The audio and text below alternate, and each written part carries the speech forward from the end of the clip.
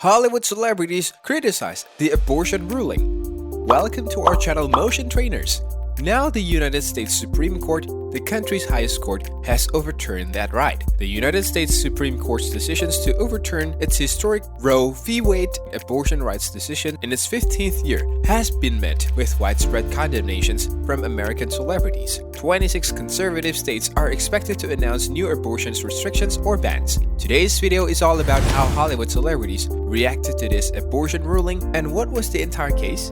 Here we begin. I am absolutely terrified that this is where we are, that after so many decades of people fighting for women's rights to their own bodies, today's decisions has stripped us of that, pop star Taylor Swift tweeted. Padma Lakshmi, a cookery show host and author, responded, "People will still get abortions. These procedures will not end simply because Roe v. Wade is overturned. This will only serve to prevent safe legal abortions.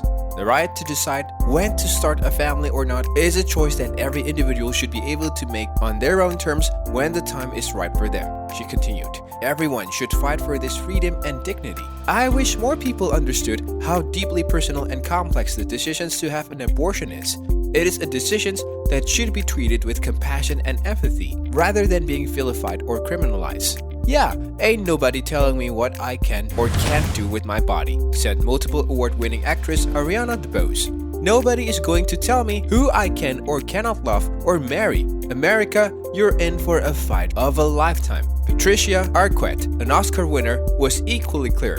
"This Supreme Court is an absolute disaster," she said. "From granting people the right to carry firearms to removing women's autonomy over their own bodies. We were not reacting, we saw it coming."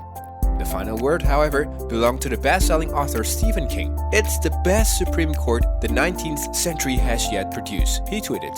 What was the case of Roe v. Wade all about? In 1969, Norma McCorvey, a 25-year-old single woman who went by the pen name Jane Roe, challenged Texas criminal abortion laws. Abortion was deemed unconstitutional by the state, except in cases where the mother's life was in danger. Henry Wade, the district attorney for Dallas County, defended the anti-abortion law, thus the name Roe v. Wade. Mrs. McCorvey filed the case while pregnant with her third child, alleging that she had been raped. However, her case was denied and she was forced to give birth. Her case was heard alongside that of a 20-year-old Georgian woman, Sandra Bensing, at the U.S. Supreme Court in 1973. They claimed that the abortion laws in Texas and Georgia violated the U.S. constitutions by infringing on a woman's right to privacy. The court justices ruled by a vote of 7-2 that governments lack the authority to prohibit abortions. They determined that the U.S. constitutions protected the right of a woman to terminate her pregnancy. What impact did the case have on women's rights?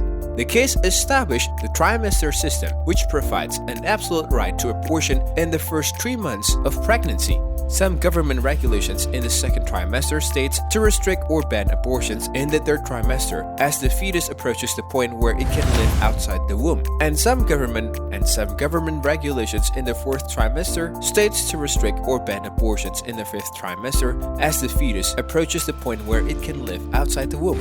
Roe v. Wade also established that women could obtain an abortion in the final trimester despite any legal ban if doctors certify that it is necessary to save her life or health. How did Roe v. Wade come to be overturned?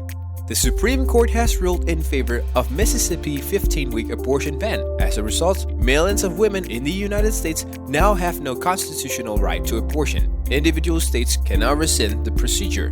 Half of the states in the United States are expected to enact new restrictions or bans.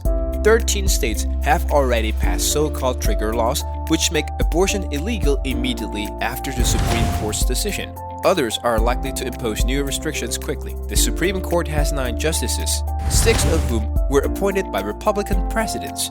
In May 2022, a draft opinion about one of these, Judge Samuel Alito, was leaked. It stated that Roe v. Wade decisions was egregiously wrong. What, had abortion restrictions already been imposed? Despite the recent U.S. Supreme Court decisions, anti-abortion activists were regaining ground. In 1980, the Supreme Court upheld a law prohibiting federal funds for abortion unless it was necessary to save a woman's life. Then, in 1989, it gave states the authority to prohibit abortions in state clinics or by state employees. The most significant impact came from the Supreme Court's decisions In Planned Parenthood v. Casey in 1992, it stated that states should restrict abortions for non-medical reasons even in the first trimester. As a result, many states already have restrictions in place, such as requiring young pregnant women to consult with their parents or a judge before having an abortion.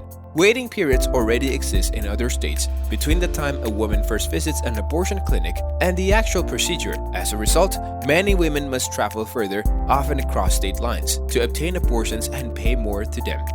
What do you think about the abortion ruling? Let us know in the comments below and subscribe for more.